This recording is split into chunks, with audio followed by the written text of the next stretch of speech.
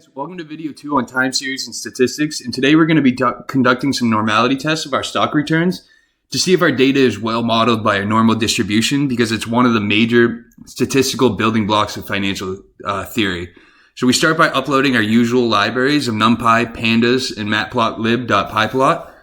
And it's just, the code is just import NumPy as NP, import Pandas as PD, import matplotlib.pyplot as PLT. And we need to import one more library today, and that's the statsmodel.api as SM.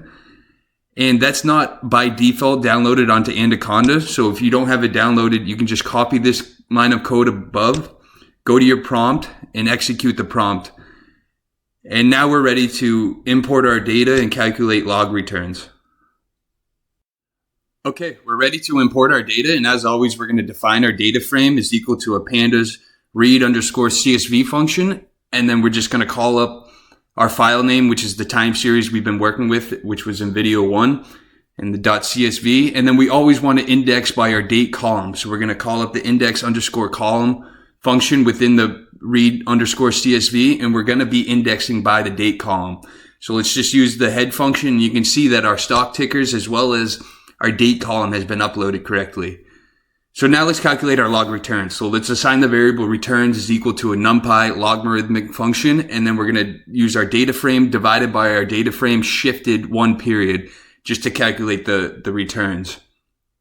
Now let's visualize this. So let's use the returns.histogram function, and then we'll define the histogram as having 25 bins each, and let's just adjust the figure size to make it a little more easy to see. So if we execute this code, you can see the distributions of our returns have been added, but they look to have extremely high kurtosis. So let's take a deeper dive into that. Now we're ready to look at the third and fourth moments of the distribution, or the skewness and kurtosis of each return distribution. So we've assumed normality, so that should give us a skew of 0 and our kurtosis of 3.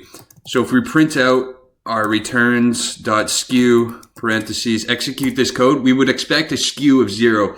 But with every single, or almost every single stock return distribution, we're seeing a negative skew.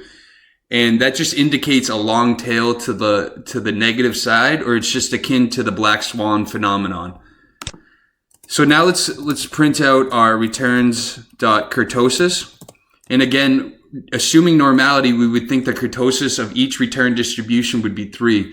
But we can see that each return distribution has a kurtosis higher than 3, meaning that these distributions are leptokurtic. So that means the returns are likely to be similar to average or concentrated around the mean, with occasional deviations that are greatly different from the mean. And this result's going to be validated soon when we use a QQ plot to show that maybe the returns we're using aren't actually normally distributed.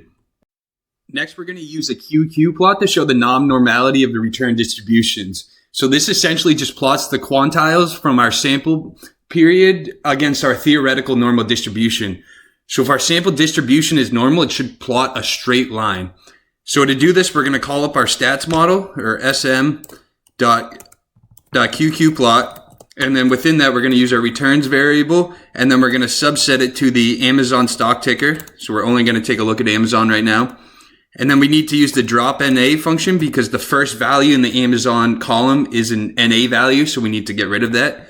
And then we're going to say our line, we're just going to fit a straight line through it. So we'll say line is equal to S.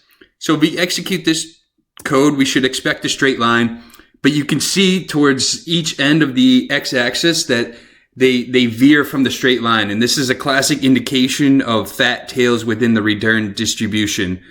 So the last thing we're going to do is just run a test on normality to see if these actually do represent normal distributions statistically. So the last thing we're going to do in this video is create a hypothesis that assumes normality. But before that, we're going to, from our Skippy library that's not by default downloaded onto Anaconda, we need to import the stats library. And to do that, you can just copy this code and then just execute it into the Anaconda prompt as we did with the stats model library.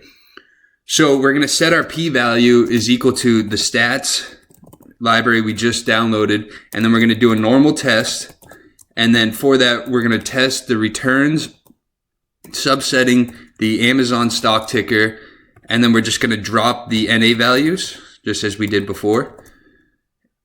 And then we're going to set alpha equal to 0.05. This is our critical value. So we want our in order to reject the null hypothesis, we need the p-value to be greater than 0.05. So let's just put in an if statement, and then we're going to do p subsetting to the actual p-value returned from the normal test. So we need to put in 1, and then we're going to say that's less than alpha.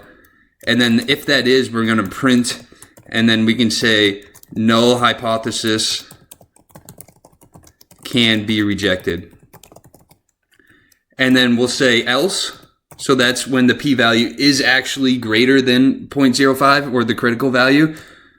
We're just going to print, and then I can just copy this down. And we can say the null hypothesis cannot be rejected if the p-value is greater than 0.05. So if we execute this code, we can see that the null hypothesis has printed out that it can be rejected. So therefore the p-value is less than 0.05, indicating that Amazon's return distribution is non-normal.